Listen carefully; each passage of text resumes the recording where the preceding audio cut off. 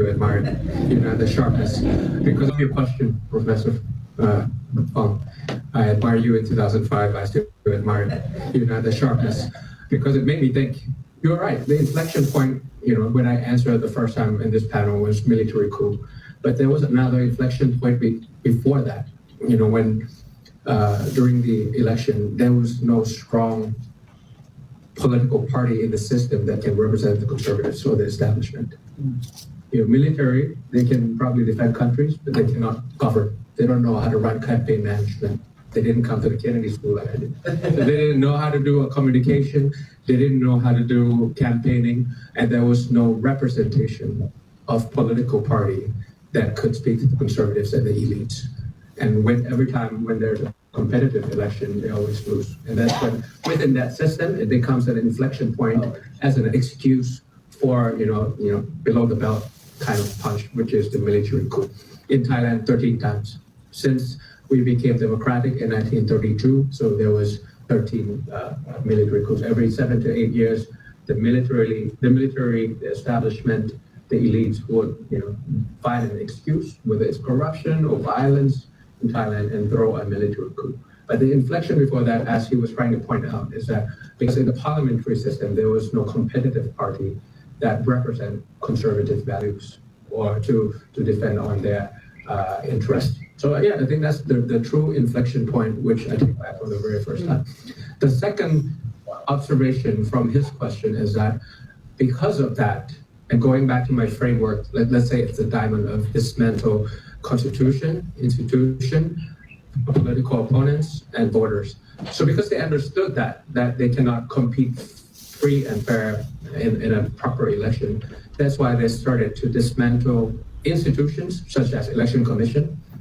They will dismantle voters by using voter suppression techniques and voter fatigue by design, driving voter turnout down as much as possible. If the voting turnout is really high, it's very hard for them to manipulate election results. Here comes everybody, that kind of feeling.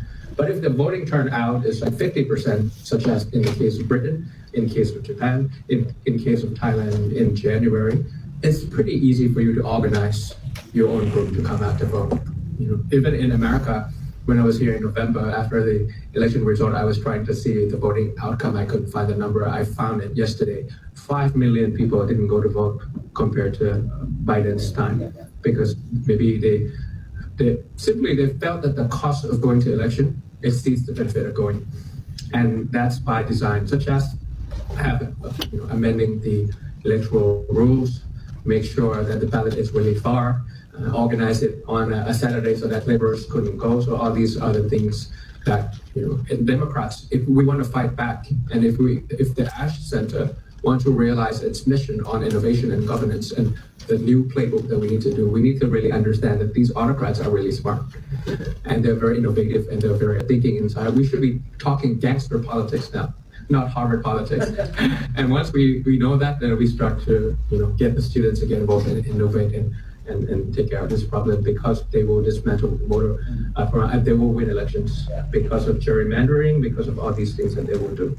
So that's the third inflection point now, that even Democrats have ways and campaigns and communications and things like that, but there's a chance that you will lose in the election.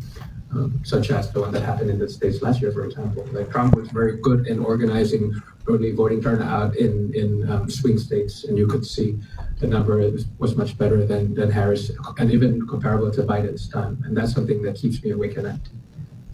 I guess the one caution I would add to the question is to say that it's not as if people voted for authoritarians. I mean, that's not for the price of eggs. Yeah, there's all sorts of reasons why people vote an incumbent out of office. And in fact, I think it's like 17 out of the last 19 elections around the world in established democracies, incumbents on the left and the right have lost. Including in the U.S.